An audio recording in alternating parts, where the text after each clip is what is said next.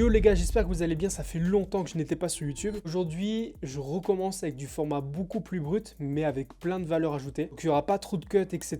Ça sera assez brut. Et tu as sûrement remarqué directement que la qualité a augmenté. Nouvelle acquisition d'une bonne caméra, c'est le Sony A7 IV avec le petit micro-cravate. Donc j'espère que la qualité rend bien. Aujourd'hui, une vidéo sur une grosse problématique que rencontrent beaucoup de monteurs, ou même en général les entrepreneurs, c'est trouver ses premiers clients ou trouver ses clients tout court et réguliers. Cette année, ça fera 4 ans que j'ai créé ma boîte de montage vidéo, donc ça fait quelques années maintenant, et du coup je pense que je suis légitime pour vous donner les meilleurs conseils pour trouver ses premiers clients. Tu peux prendre cette vidéo comme exemple, comme dit sur le montage vidéo, mais ça peut être sur une autre niche. C'est assez général, mais moi je vais te donner mes conseils qui m'ont permis de trouver mes premiers clients en montage vidéo et qu'est-ce qui peut fonctionner le mieux en 2026. Le marché et les demandes évoluent, donc si tu te démarques pas, bah ça va pas le faire du tout. Surtout que le montage vidéo c'est super accessible, tu as accès à plein de tutoriels sur internet, tu peux apprendre en autodidacte, il y a plein de formations qui pètent le game en ce moment. Donc tout le monde a accès au montage vidéo et forcément si tu te démarques pas sur ta prospection ou sur autre chose, bah ça risque d'être compliqué de trouver tes premiers clients. On commence tout de suite sur l'écran de PC. Du coup, comment trouver ses clients? On va commencer directement dans les 5 choses à ne pas faire. Donc le premier, ça sera de contacter tout le monde. Contacter en masse, ça ne servira à rien si t'as pas de stratégie derrière. Si tu fais comme la plupart des gens, des messages génériques, tu auras très peu de réponses. Faut savoir que les créateurs de contenu ou peu importe les entreprises, etc.,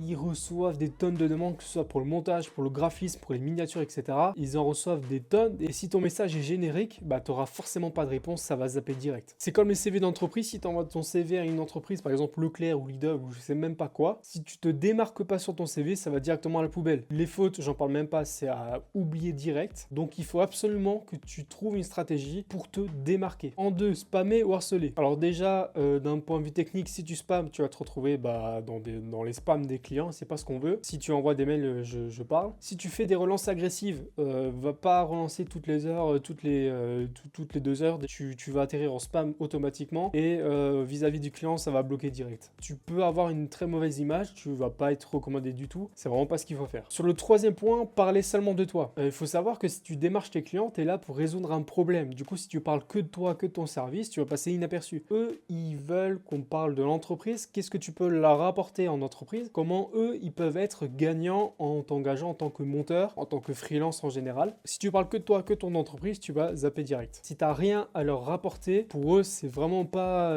négociable ni envisageable d'engager quelqu'un. Il faut vraiment que tu apportes ta touche à cette boîte, sinon, pareil, tu vas passer inaperçu et tu vas te retrouver dans les messages génériques. Le client veut comprendre ce qu'il gagne. S'il n'a rien gagné, il va engager personne. Ensuite, une chose à ne pas faire, c'est brader tes prix dès qu'on hésite. Mieux vaut clarifier la valeur que casser les prix. Souvent, casser les prix, c'est ce que beaucoup de débutants font. Malheureusement, c'est synonyme ou sous-entendu que c'est pas forcément un produit haut de gamme ou alors que c'est pas forcément bien fait. Faire de bas prix, c'est pas forcément synonyme de qualité et du coup tu vas pas forcément apporter grand chose à l'entreprise. Donc vaut mieux clarifier la valeur que tu apportes à cette boîte pour justifier tes prix qui sont pas non plus extravagants mais qui sont un bon rapport qualité-prix comparé à la concurrence. En 5, créer une offre lambda. Comme dit dans le premier point, si tu fais des messages génériques, si tu crées une offre lambda, par exemple je propose un pack de 10 shorts mensuels, ça va clairement pas sortir du lot et tu as certainement d'autres gourous qui envoient un mail avant avec des prix beaucoup plus bas. Donc tu vas passer à la trappe encore une fois. Comme je le répétais avant, les créateurs sont submergés de messages chaque jour, donc il faut absolument sortir du lot. Ensuite, on va passer directement aux choses à ne pas faire. 1. Définir ton client idéal. Ça peut paraître con, mais si tu travailles dans une niche qui te plaît pas, bah ça va se faire ressentir dans ton montage. Fais quelque chose que t'aimes, dans une niche que t'apprécies surtout, et forcément ça va matcher. Tu auras envie de faire les montages proprement, tu auras envie de faire les choses bien, et ça va directement se faire ressentir sur ton travail. Donc il faut clarifier ce que tu veux.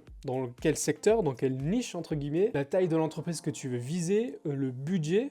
Effectivement, si tu as des belles offres un peu premium, tu vas pas cibler les entreprises, les petites PME, etc.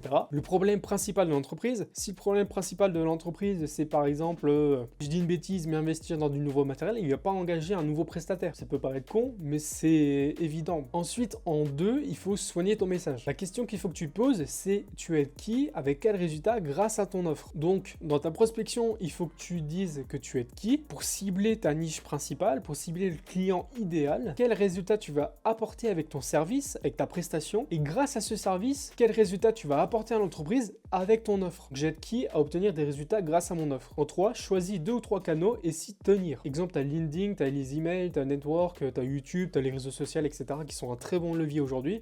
surtout en 2026, mais déjà dans les années précédentes. Mieux vaut être régulier que dispersé. La régularité, c'est un des piliers dans tous les domaines, surtout dans l'entrepreneuriat. Comme beaucoup le disent, t'as beau être vidéo, t'as beau faire les plus belles vidéos du marché, etc.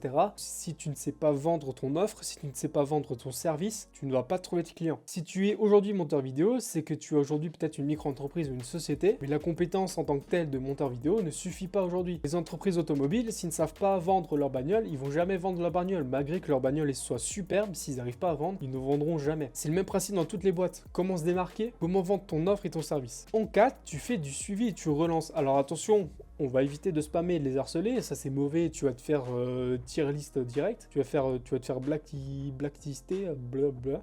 Donc tu fais du suivi, tu fais quelques relances, mais sans trop, d'accord? Tu relances avec de la valeur, des conseils, des ressources ou un retour personnalisé. Là, tu peux donner beaucoup de valeur sur les choses à améliorer sur leur montage, des conseils, des ressources, filer des sites internet ou alors un pack SFX, etc. ou un retour personnalisé sur un réel que tu auras choisi au préalable. En 5, répondre à une problématique. Il faut analyser le besoin de l'entreprise précis afin d'apporter une solution pertinente, concrète et adaptée. Une solution concrète et adaptée pour une entreprise ne sera pas forcément la même à une autre. Donc, il faut analyser le besoin. Si pour une entreprise, le besoin est de se libérer du temps, donc déléguer le montage vidéo va être une solution. D'accord? Dans ce cas-là, tu n'auras pas la même approche qu'une entreprise qui a besoin de convertir des clients grâce au montage vidéo. Là, le but, c'est la conversion et non pas de déléguer du temps ou d'acheter du temps, si tu veux. Donc, l'approche sera différente pour chaque entreprise. Donc, c'est important d'analyser le besoin et d'adapter une solution pertinente. En 6, il faut créer du contenu et te créer un entourage. Ça peut paraître con, mais du coup, si tu n'as pas un entourage, que tu ne parles pas de ton service, que tu ne parles pas de ce que tu fais, ça va pas rentrer dans les oreilles, le bouche à l'oreille est inexistant et du coup, comment trouver ses clients? Donc, parle de ton service, que ce soit monteur ou autre. Si vous ne parlez pas de ce que vous faites, vous n'aurez pas de clients, tout simplement. Donc, ayez un bon entourage, ayez des contacts, allez dans des showrooms, allez à des événements, dans des networks locales, etc.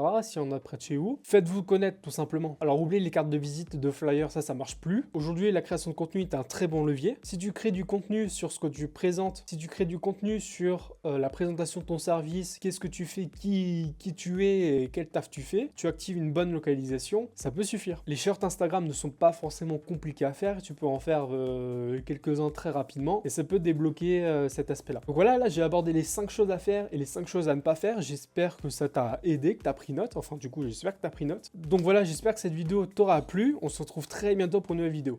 Ciao.